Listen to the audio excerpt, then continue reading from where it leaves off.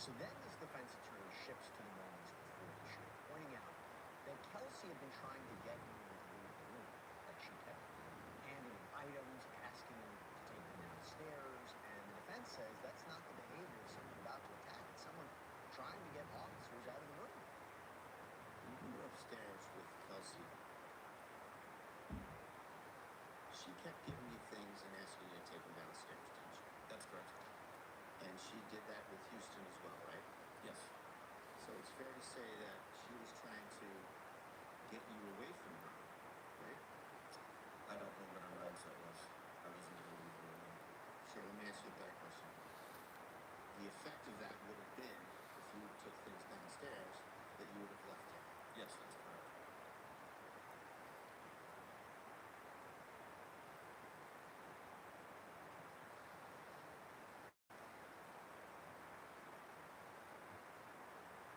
That's not consistent with her trying to kill you, is it? She's trying to get rid of you.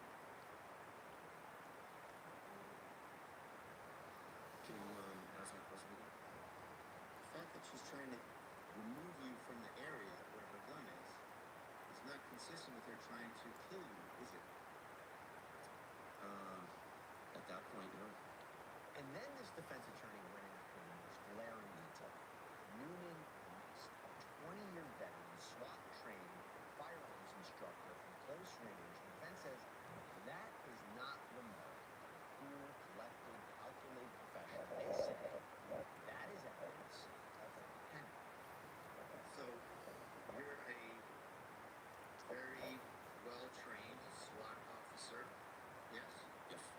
You're a firearms instructor. No. You're a patrol instructor. You instruct What's other that? officers on the job, right? Field training officer. Field training. Yes. And you've been doing this for 25 years? No. 20 years. Right around that month. So you've been doing this for 20 years.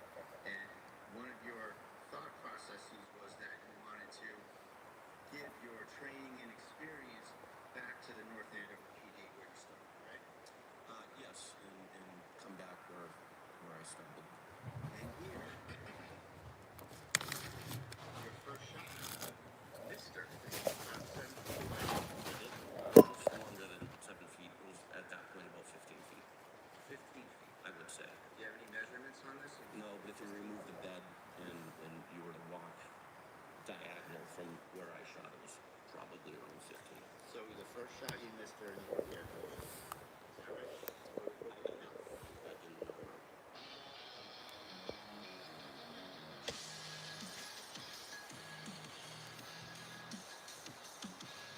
And then finally, this defense attorney asked the question that gets to the heart of the defense's case. If Kelsey was planning on bringing it, She's got the gun out in front of her. Falls on her back. If the gun's underneath her, is this some sort of a magic gun? I don't know where you're getting at.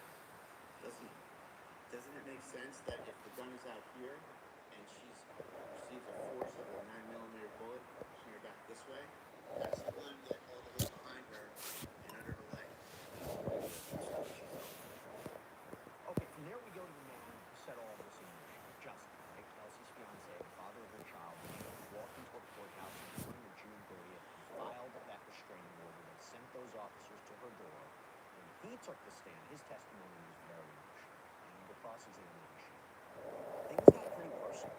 We started from the beginning, how he and Kelsey met.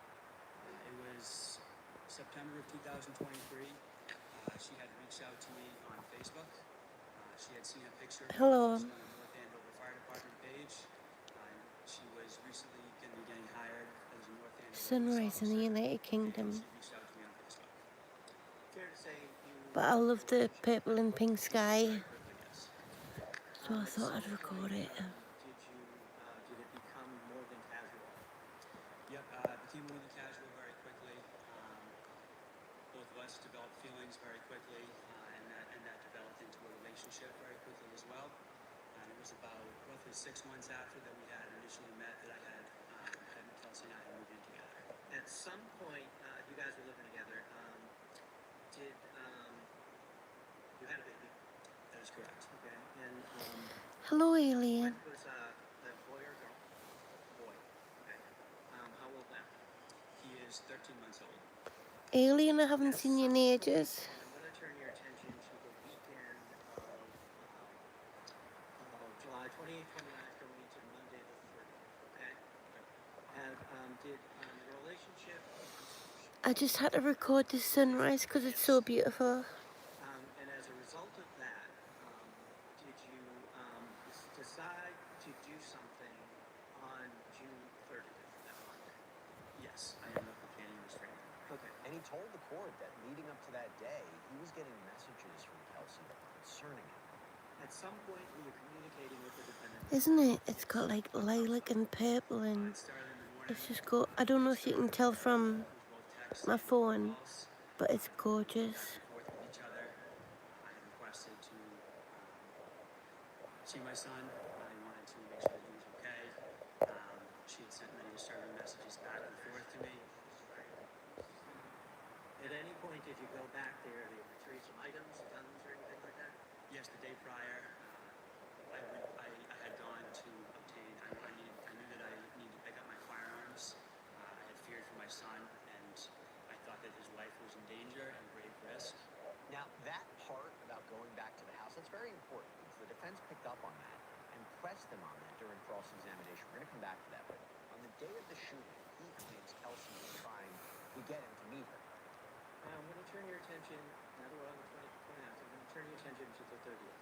You had stated that you had been calling and texting the defendant throughout that day, correct? Yes. Were there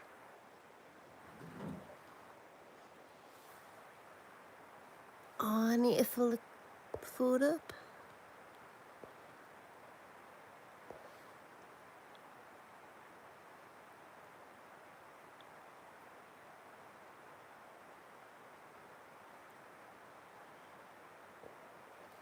Alright, they especially bang on the window. I'm gonna press pause and I'll come back when I've filled the food up. See you in a bit.